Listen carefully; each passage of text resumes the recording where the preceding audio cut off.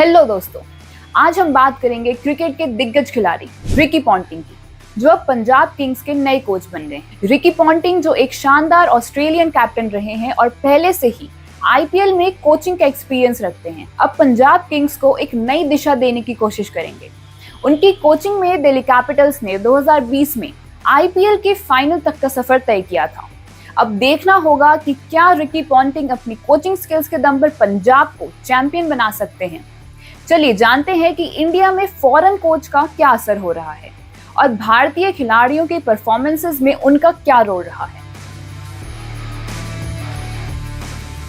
भारतीय खेलों में फॉरेन कोच का रोल दिन पर दिन बढ़ता रहा है, चाहे क्रिकेट हो, एथलेटिक्स हो या फिर हॉकी।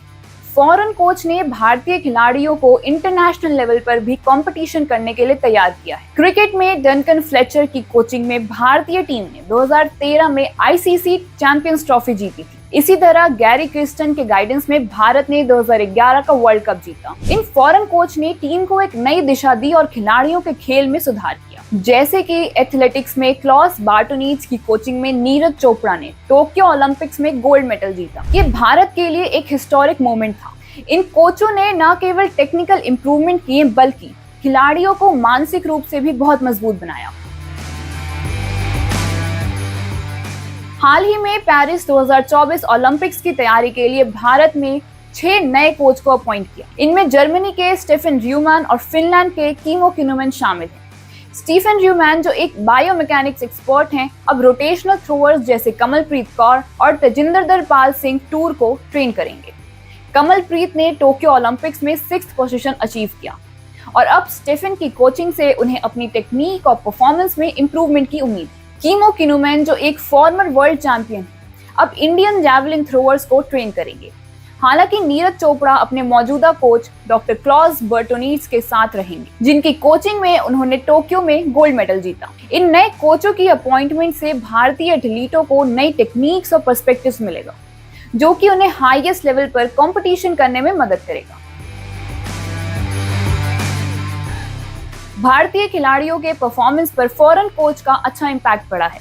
एग्जाम्पल के लिए जैवलिन थ्रो में नीरज चोपड़ा ने अपने कोच के गाइडेंस में न केवल टेक्निकल इंप्रूवमेंट्स किए बल्कि अपनी जैवलिन फेंकने के स्टाइल को भी कस्टमाइज किया। हॉकी में ग्राहम रीड की कोचिंग में इंडियन मेल हॉकी टीम ने 2020 टोक्यो ओलंपिक्स में ब्रॉन्ज मेडल जीती। रीड ने टीम की स्ट्रेटजीज और फिटनेस पर बहुत काम किया, जिससे कि टीम ने ओलंपिक में 41 साल बाद मेडल जीता।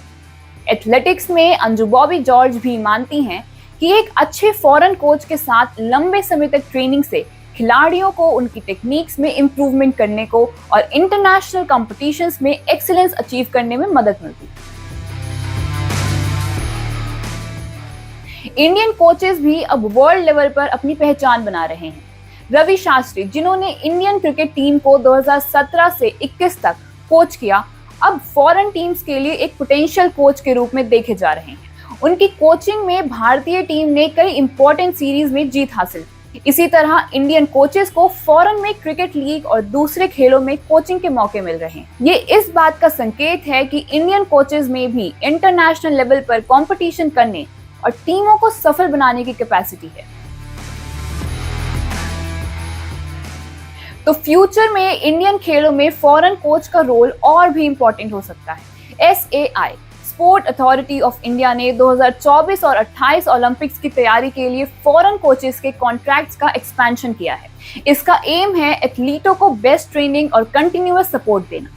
जैसे जैसे इंडियन खेलों का लेवल बढ़ रहा है, फॉरेन कोच की एक्सपर्टीज और एक्सपीरियंस का बेनिफिट एथलीटों को मिलेगा।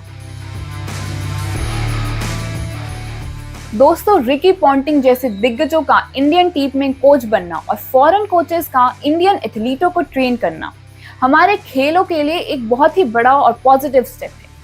ये हमें न केवल टेक्निकल इंप्रूवमेंट्स की ओर ले जाता है, बल्कि हमें मेंटली और स्ट्रैटेजिकली भी बहुत स्ट्रांग बनाता है।